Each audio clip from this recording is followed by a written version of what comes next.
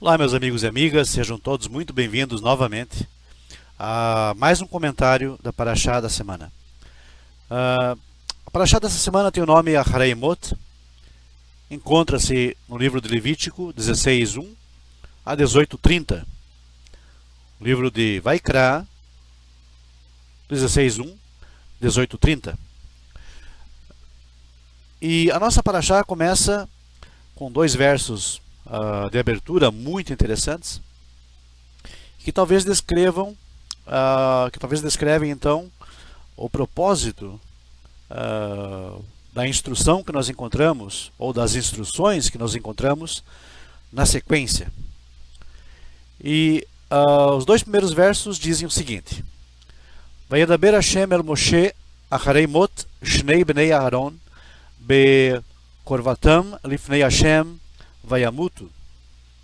Vayomer Hashem el Moshe daber el Aharon achicha ve'al yavo bechol et el hakodesh mibeit laparochet el pnei hakaporet asher al haaron velo yamut ki beanan erae al hakaporet. E falou o Eterno a Moshe dizendo, depois da morte dos dois filhos de Aharon, ao se apresentarem diante de Hashem, e morreram, tendo morrido.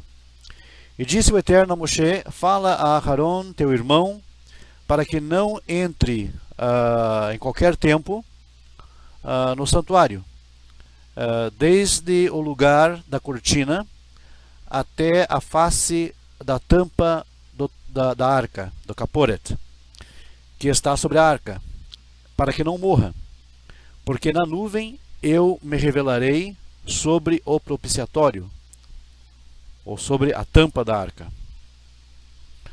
O que nós encontramos então aqui são instruções dadas pelo Eterno a Moisés, para que Aharon não entrasse em qualquer tempo, a qualquer hora, a qualquer momento no santuário, mas apenas no tempo prescrito, para que então fossem oferecidas as korbanot. Nós encontramos então nos primeiros 17 capítulos do livro de Vaikra uma unidade, e temos ali então nesses primeiros 17 capítulos várias leis relacionadas a Mishkan, ao tabernáculo, a sua construção e as ofertas que eram então trazidas para aquele recinto sagrado. Mas em contraste com esta unidade, os últimos 10 capítulos que passaremos a estudar a partir dessa Parashá, digamos que perfazem do capítulo 18 até ao 27, nós temos ali a discussão de um vasto número de mitzvot, algumas relacionadas a Mishkan, porém outros não. À primeira vista, é difícil encontrar então um tema que seja comum a esta segunda sessão. E nós queremos então, nessa primeira parte do nosso vídeo, fazer um esforço aqui para que possamos encontrar um tema comum para esses últimos capítulos do nosso livro de Vaikra. Para começar então, talvez nós devêssemos ler os 5 primeiros versos do capítulo 18, que é exatamente a parte central da nossa Parashá. Dizem então esses versos: E falou o Eterno a Moshe dizendo: Eu sou o Eterno vosso Deus, segundo as obras da terra do Egito, na qual estiveste não fareis, e segundo as obras da terra de Canaã, a qual eu vos levo, também não fareis. Os meus juízos cumprireis, eu sou o Eterno vosso Deus, e guardareis os meus estatutos e os meus juízos, cumprindo os quais o homem viverá por eles. Eu sou o Eterno. Muito bem. Revendo esses versos, então, nós podemos notar que eles focalizam um tópico geral, que ensina, então, como que a pessoa deve direcionar a sua vida. Ou seja, essa pessoa precisa, então, rejeitar os costumes das nações adjacentes, os costumes das nações de onde vieram, o Egito, e para onde iriam, Canaã, e seguir as leis divinas, conforme expostas na Torá. Claramente, esses versos, então, de 1 a 5, compõem uma introdução às mitzvot que se seguem. Em resumo, nós propomos que os versos 18, 1 a 5, do capítulo 18, 1 a 5, servem como uma introdução para a segunda metade do livro de Vaikra. E agora nós podemos então investigar um fato bastante interessante. Uma frase especial nesta introdução, que se repete 3 vezes. E esta frase, nesses 5 versos, que se repete 3 vezes, é: Eu sou o Eterno. Essa frase aparece também inúmeras vezes, deste ponto até o final do livro de Vaikra. Em especial, em cada verso que introduz tópicos relacionados a este livro.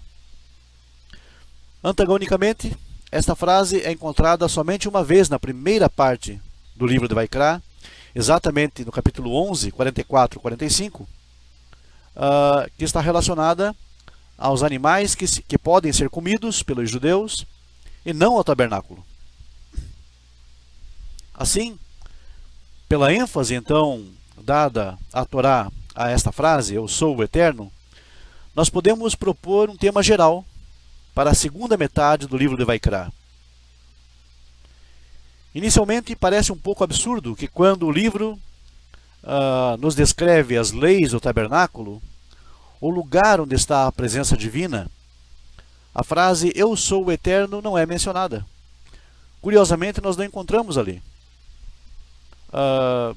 Nos 17 capítulos, primeiros capítulos de Vaikra, mesmo onde nós temos a formação do Mikdash, onde a presença do Eterno estaria de certa forma visível, nós não temos a expressão Eu sou o Eterno. Apenas no capítulo 11, como falamos, que não está relacionada ao santuário. Já quando discutimos as leis que devem ser guardadas fora do tabernáculo, a frase é repetida e enfatizada várias e várias vezes. Se a frase Eu sou o Eterno nos ordena lembrar que estamos sempre diante de Deus, será que ela não seria muito mais enfática e muito mais importante, ou prioritária até, nos temas relacionados ao tabernáculo? Poderíamos então sugerir que este é exatamente o ponto que o livro de Vaikra focaliza. A Torá não quer que cheguemos a uma conclusão errada, que a presença divina está limitada apenas ao tabernáculo. Talvez seja essa a ideia. Se de fato a presença divina habita o tabernáculo, como enfatiza a segunda metade do livro de Shemot e a primeira de Vaikra, alguém poderia facilmente concluir, erroneamente, que a presença divina está restrita e somente no tabernáculo e em nenhum outro lugar. Nós estamos familiarizados com as consequências de conclusões errôneas. Uma pessoa tem um comportamento meticuloso quando, por exemplo, sente estar na presença divina, no templo, antigamente, nos locais de serviço religioso, hoje em dia, serviço, digamos, em conformidade com a Torá, em contraste com o seu comportamento quando deixa aquele ambiente. Quando deixa aquele ambiente, a pessoa pensa que não está mais na presença de Deus. Talvez, então, a ênfase esteja justamente aí.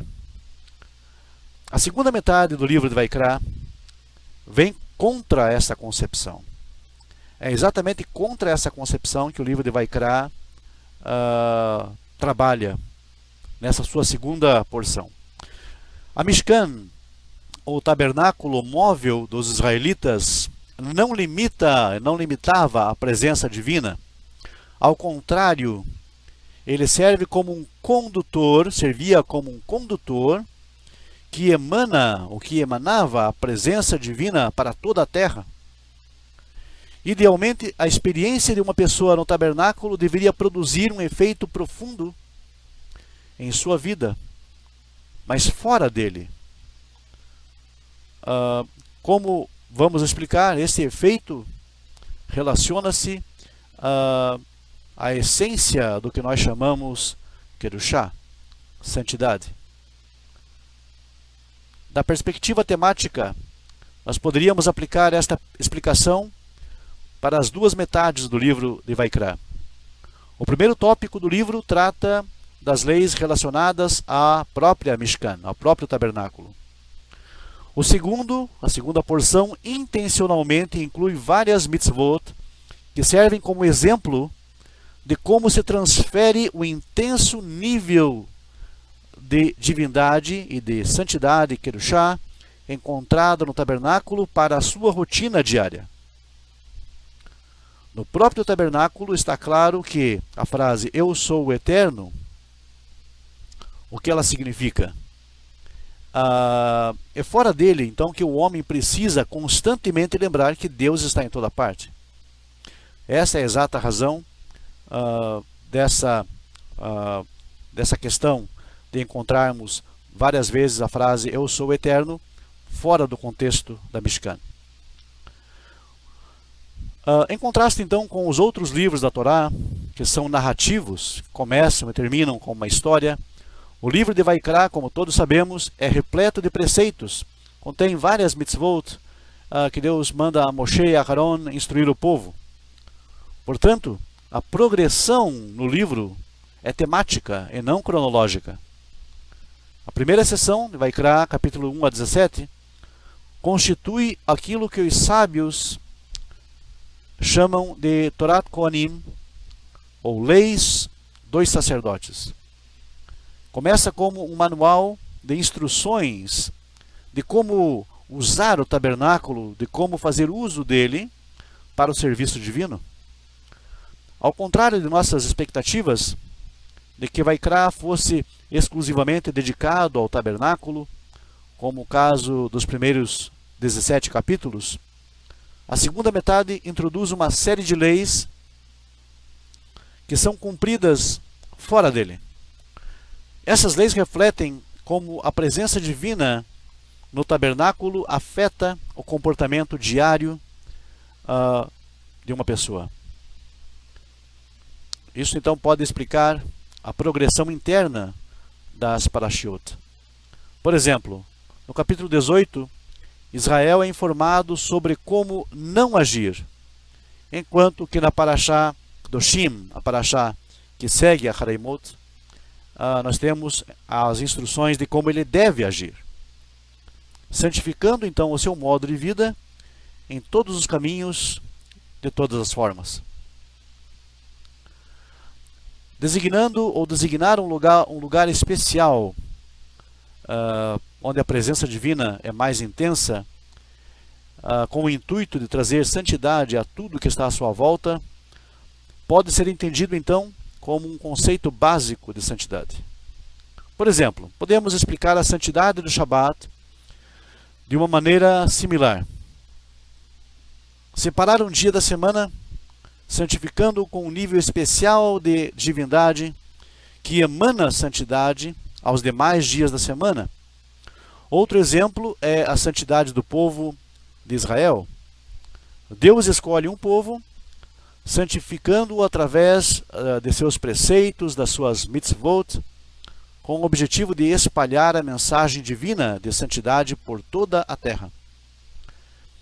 Estes exemplos anteriores foram pegos então de 3 tipos básicos de santidade: a santidade do lugar, Makom, a santidade do tempo, Zman, e a santidade da pessoa, Adam. Podemos então agora sugerir um tema em comum a todas as mitzvot que aparecem na segunda metade do livro de Vaikra e a sua relação com a primeira metade, com a primeira parte. Os últimos capítulos de Vaikra podem ser divididos de acordo com os 3 tipos básicos de santidade. Primeiramente, santidade da pessoa, Adam, os capítulos 18 a 22, que tratam de aspectos de purificação e santidade do povo e dos Koanim, dos sacerdotes. Zman, santidade do tempo. Capítulo 23, que trata do Shabat e das festas. E, finalmente, Makom, a santidade do lugar ou da terra, os capítulos 24 e 26, que falam do ano sabático na terra de Israel. Este mesmo conceito de santidade é também o primeiro tema de Vaikra. O tabernáculo mesmo é referido como Mikdash. E Mikdash vem de uma raiz Kodesh, ou Kadesh, santificar, ou sagrado, ou santo, separado. Como sabemos, santidade é separar algo para um propósito especial. O tabernáculo é um santuário especial, separado para o serviço divino. Assim também nas outras santidades. O povo de Israel é separado, é santificado para servir a Deus. O Shabat e as festas são períodos de tempo santificados para um propósito divino. E a terra? A terra de Israel é separada, é santificada de todas as outras como a terra especial de Deus. Baseados nisso, então, nós podemos sugerir um tema geral para o livro de Vaikra. Lembremos que no Monte Sinai, antes de receber a Torá, o povo fez um pacto com Deus de aceitá-lo e tornar-se um reino sacerdotal e um povo santo, de acordo com Shemot 19, 4 a 6. O livro de Vaikra, então, explica como o povo torna-se santo. Não somente servindo a Deus no tabernáculo, mas também cumprindo as mitzvot que refletem a santidade da pessoa, do lugar e do tempo. A constante lembrança de que eu sou o Eterno em sua vida. Este reconhecimento de eu sou o Eterno, experimentado de forma intensa por uma pessoa que visita o tabernáculo, pode afetar então a sua conduta em todos os caminhos da sua vida.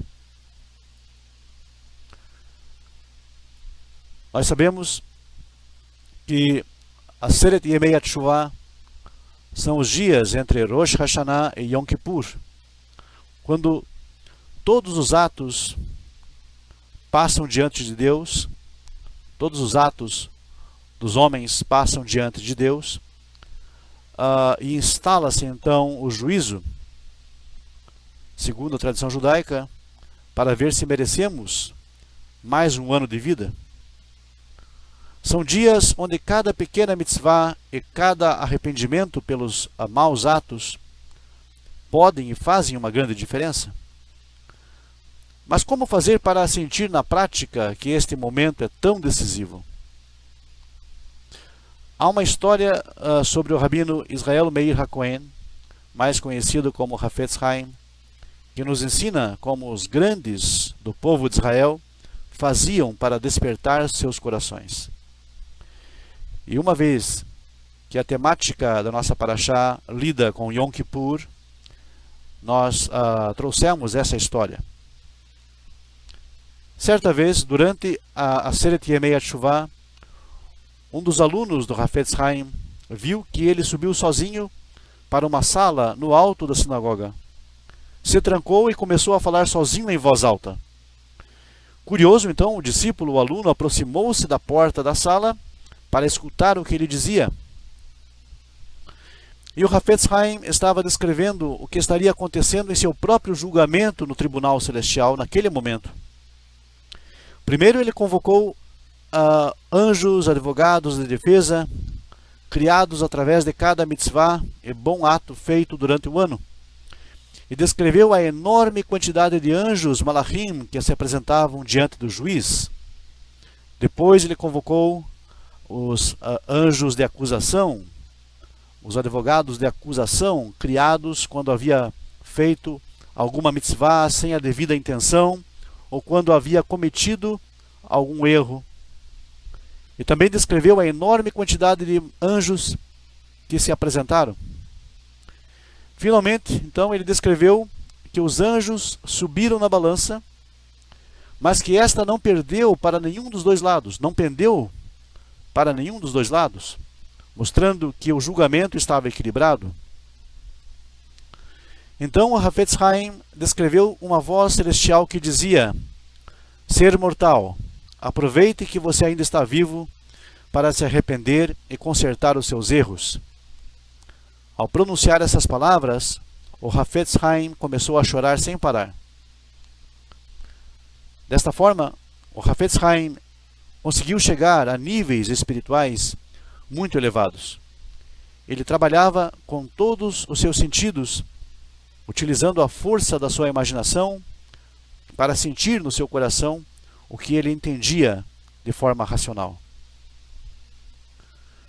A Parashat Acharei Mot descreve os serviços realizados pelo Kohen Gadol, sumo sacerdote judeu, no Yom Kippur, que é o dia do perdão, o dia da expiação. É o único dia em que ele podia entrar então na parte mais sagrada do templo, ou da Mishkan, chamado Kodesh HaKodashim, que era o local santo dos santos, o santíssimo lugar. Em um local de muita santidade, onde ficava o Aroma Kodesh, a arca sagrada. Já a Parashá seguinte, Kedoshim, lista diversas mitzvot, Ben Adam Lehavero, entre o homem e seu semelhante. E aqui nós temos então, em Acharei Mot, o seu início, como falamos no início dessa aula, a seguinte passagem: e disse Deus para Moisés, depois da morte dos dois filhos de Aharon, quando eles se aproximaram diante de Deus e morreram, e Deus disse para Moisés, fale com Aharon, seu irmão, para que ele não entre em qualquer momento no santuário, para que não morra. Deus estava advertindo a Aharon, o Kohen Gadol daquela época, a nunca entrar no Kodesh HaKodashim sem a sua permissão, pois caso contrário ele morreria. Mas qual a relação que podemos encontrar entre esta proibição e a morte de Nadav e Aviú, os dois filhos mais velhos de Aharon? Explicam os sábios que os filhos de Aharon morreram justamente por terem entrado no Kodesh HaKodashim, no Santo dos Santos, sem a permissão de Deus. Agora que Deus estava ensinando a Aharon as leis do serviço da Mishkan, ele relembrou a morte dos seus dois filhos para ressaltar a gravidade e as pesadas consequências desse tipo de erro. O Rashi, o maior comentarista, o maior exegeta judeu de todos os tempos, compara esta advertência de Deus a um doente que recebe a visita de dois médicos. O primeiro médico examina o doente, identifica a doença e o proíbe de consumir bebidas geladas, pois isso traria perigo à sua vida. Já o segundo médico é mais direto e, ao identificar a doença, relembra o doente que daquela mesma doença morreu outra pessoa conhecida, justamente por não ter o cuidado de não tomar coisas geladas. Certamente o doente escuta o segundo médico com muito mais atenção, pois consegue sentir de forma mais clara o perigo que corre se não escutar as orientações. Assim também foi com Aharon. Deus quis ressaltar o perigo de entrar no Kodesh HaKodashim sem a permissão, relembrando então da morte de seus dois filhos. Porém, é um pouco difícil entender a comparação trazida pelo Rashi de Aharon com um doente diante de um médico. O doente muitas vezes acha que sabe tudo e por isso não precisa escutar os conselhos médicos. São comuns casos de doenças que se agravam justamente pelos pacientes não terem seguido à risca as prescrições médicas. Portanto, muitas vezes é necessário e até justificável que o médico coloque medo no coração de um paciente mais descuidado, para que ele não seja imprudente em seus atos, colocando a sua vida em risco. Mas Aharon era um gigante espiritual e cumpria com exatidão tudo o que Deus lhe comandava. Será que era mesmo necessário esse reforço? Não era suficiente que Deus então apenas o avisasse da proibição? Ensinam os sábios que daqui aprendemos uma importante lição. Há uma enorme distância entre o nosso intelecto e o nosso coração. Muitas vezes pensamos que é suficiente saber o que é correto e o que é incorreto. E automaticamente nossas ações serão de acordo com as nossas convicções. Mas a verdade é que apenas saber algo não é suficiente para que se transforme em atitude. Vemos isso na prática todos os dias, em exemplos nos quais nosso bem mais importante, que é a nossa própria vida, é colocado em risco de maneira estúpida até. Por exemplo, todos sabem que dirigir em alta velocidade ou embriagado é um grande perigo para a vida do motorista, daqueles que estão com ele no carro e de todos à sua volta. Mas os casos de acidente com motoristas embriagados ou imprudentes aumentam cada vez mais. Todos sabem que isso realmente é mal, que isso é errado. Mas como mudar essa atitude? Sabemos das coisas racionalmente, sabemos do perigo que corremos, mas nem sempre conseguimos colocá-los, ou colocar, digamos, essa noção racional em nosso coração. Este conceito também se aplica na forma como nós vivemos a nossa vida diária. Sabemos que vivemos por tempo limitado, que um dia vamos morrer, deixar este mundo, e ninguém sabe quando será este momento. Como ensina Shlomo HaMelech, nenhum ser humano sabe a sua hora, como um peixe que foi pego na rede ou um pássaro que foi preso na armadilha. Coelet 9:12. Shlomo HaMelech ressalta a fragilidade da vida humana, que como um peixe é apanhado na rede, a vida pode terminar de um momento para o outro. Se isto é tão óbvio, deveríamos aproveitar cada instante da vida. Por que deixamos tantas coisas importantes para depois? Por que dedicamos tanto tempo buscando aquisições materiais, quando sabemos que deveríamos estar adquirindo conhecimento acerca do Criador? Pois apesar de sabermos racionalmente que não vamos viver para sempre, nosso coração nos faz sentir como se nunca fôssemos morrer. Em alguns raros momentos desta anestesia, desta amnésia, por exemplo, quando voltamos do cemitério para acompanhar o sepultamento de alguém, nós temos um súbito despertar. Por quê? Nesses casos, o conceito da morte não fica apenas no âmbito intelectual. Ela entra em nosso coração, ela entra em nosso cotidiano, no nosso dia. O choque psicológico faz com que possamos sentir a morte de perto, não como algo hipotético, como algo que não ocorre, que não acontece, mas como algo real. Quando vemos ali então um ente querido ser sepultado, um amigo, um conhecido, e então ficamos perplexos porque nós percebemos de forma clara que isso é algo bastante real. Shlomo HaMelech ensina: é melhor ir ao cemitério do que ir a uma festa. Na festa nós aproveitamos, nos divertimos, mas é no cemitério que despertamos para o fato de que a vida é limitada. Portanto, precisamos aproveitá-la no melhor sentido. Explica o Rav Yaakov Neiman que este é o ensinamento que a Torá nos ressalta nas primeiras palavras da Parashá. Realmente Aharon era um gigante espiritual, certamente entenderia racionalmente que não podia entrar na Mishkan em qualquer tempo, sem permissão. Deus não queria que Aharon soubesse apenas racionalmente. Ele queria deixar marcado em seu coração este ensinamento, de uma maneira forte, de forma que nunca seria esquecido.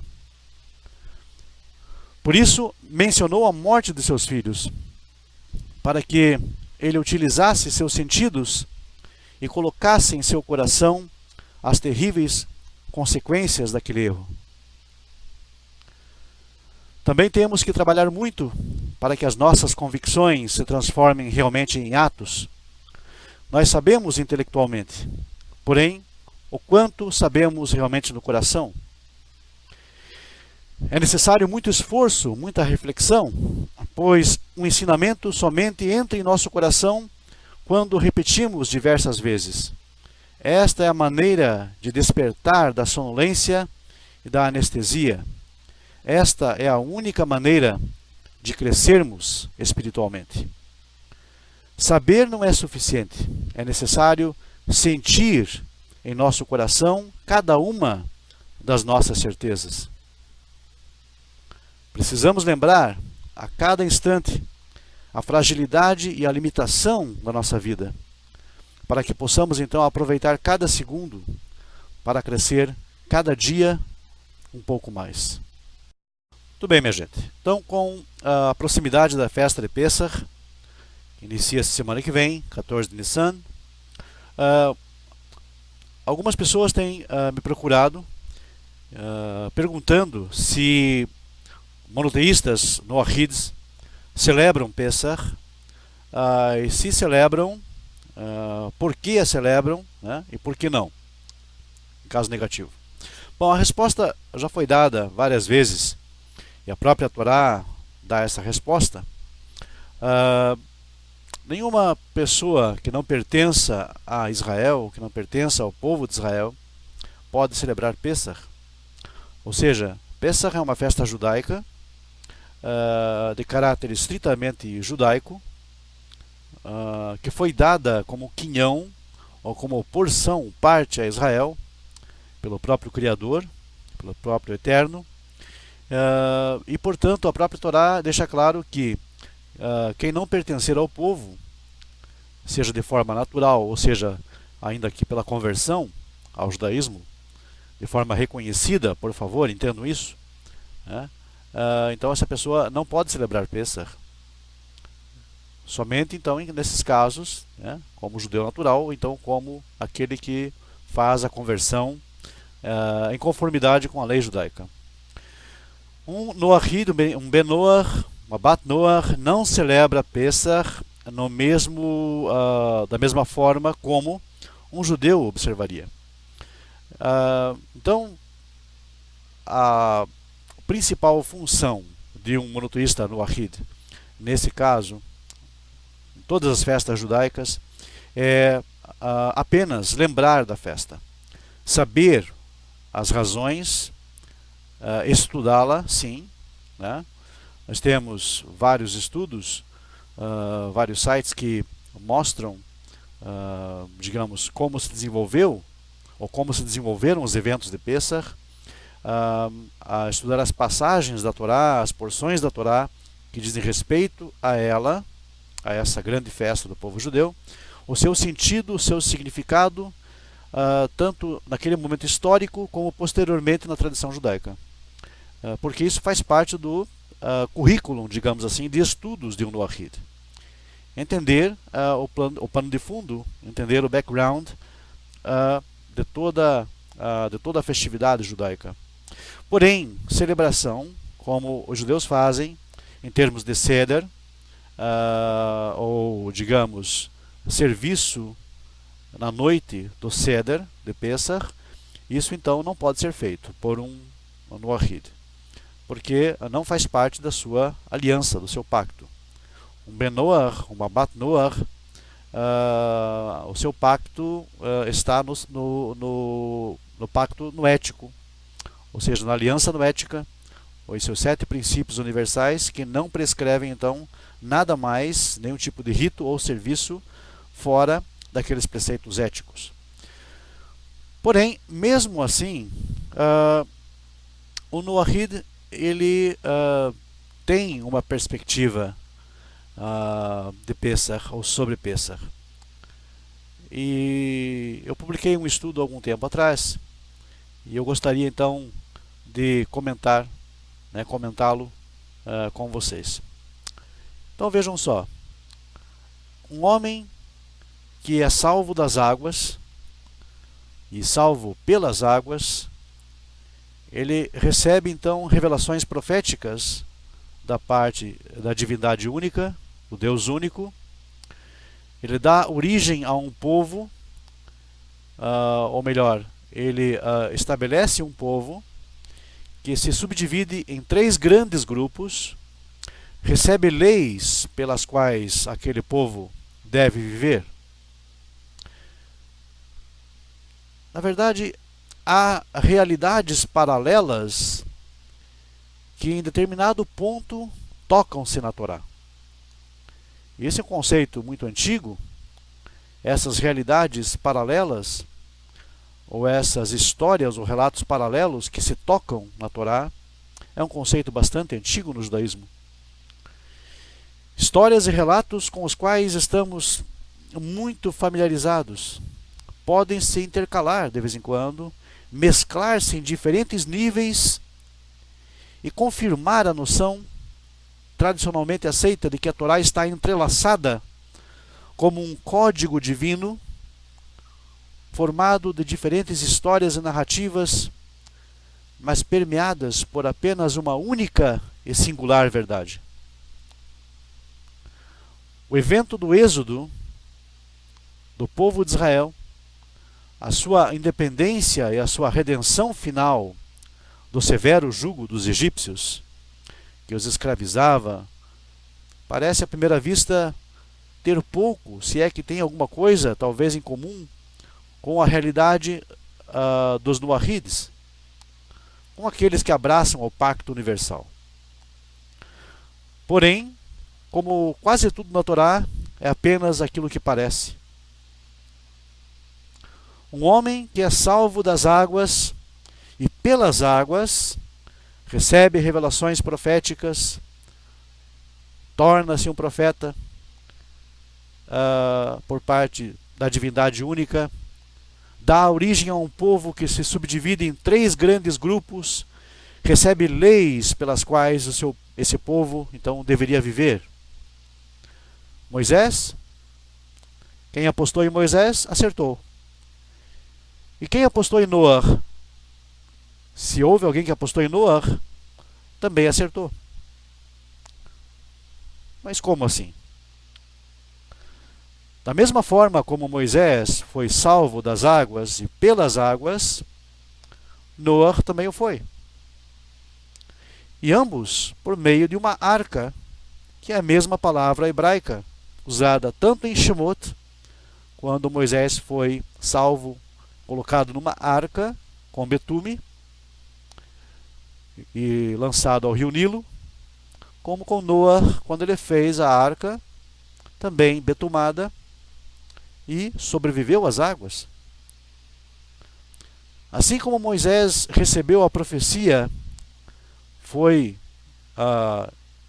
instituído profeta, com a sua missão de salvar, de resgatar o seu povo, da mesma forma Noah recebeu a missão de salvar a sua família, de salvar aquelas pessoas que estavam ao seu redor, aquelas pessoas que eram, digamos assim, o seu povo. Ambos tiveram a incumbência da parte de Deus de redimir os seus, tirando das limitações de um ambiente hostil, de um ambiente degradante. Moisés tirou o povo de Israel do Egito, um ambiente limitado, e de extrema degradação. Noé tirou os seus de um ambiente também igualmente degradante e hostil à verdade do Criador. Moisés deu origem a um povo, por assim dizer, como seu grande legislador. E este povo está subdividido, como todo judeu sabe, em 3 partes. Os Coanim, os Cohen, sacerdotes, Levi, os levitas, e Israel, os judeus comuns. Noé gerou 3 filhos, Shem, Ham e Yafet, de onde então procedem todas as famílias da terra, posterior então ao grande dilúvio. Assim como Moisés, Noé recebeu leis e mandamentos que deveriam ser então transmitidas aos seus descendentes, ordens pelas quais sua semente deveria viver e evoluir no conhecimento do verdadeiro e grande, único legislador, o Eterno. Segundo a Torá, o mundo alcançou o descanso por meio de Noé, da terra que Deus havia amaldiçoado. Assim, quando da saída da arca, ele e toda a sua casa tornaram-se celebrantes de um pacto com a divindade sobre um monte, Ararat, como Moisés foi no monte também, Sinai. E toda essa casa, então, toda a sua casa, toda a sua família se tornou, então, parte desse pacto. E neste pacto está explícita a promessa do Criador de jamais destruir novamente a terra, e consequentemente o homem, por meio de alguma catástrofe natural. Igualmente, após a saída de Israel da servidão egípcia, nós sabemos, sendo que durante este evento os egípcios foram afogados no mar de juncos, Yam Suf, a semelhança daqueles ímpios que estavam fora da arca construída por Noé. Um pacto também foi estabelecido com Israel em termos eternos, pelo qual a divindade concede as prerrogativas a este povo como Am Segulá, povo peculiar, que a semelhança da promessa feita ao mundo pelo pacto universal, também jamais poderá ser anulado. Porém, mesmo quando isso acontece, quando Israel é chamado povo peculiar de Hashem, ocorre a evocação e a menção da igualdade entre ambos os pactos e ambos os povos, afirmando ainda que toda a terra seja minha. Shemot 19:5. Assim, na mesma proporção em que Israel saiu do Egito, os seguidores do Pacto Universal saíram igualmente das suas limitações, das limitações impostas pelas crendices, pelas fantasias, pelas mitologias religiosas, pelas superstições. Assim como a Pessah do povo de Israel celebra a vida e a liberdade, a versão no Ahid Pessah nos concede o direito de celebrarmos igualmente o nosso rompimento definitivo com os vínculos que nos mantinham presos a um mundo estreito e ilusório.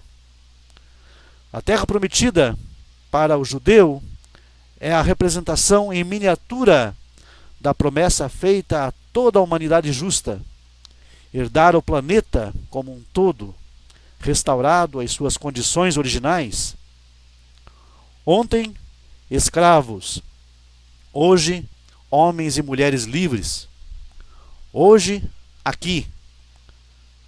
Num breve futuro, um admirável mundo novo, repleto do conhecimento da divindade única, assim como as águas cobrem o mar.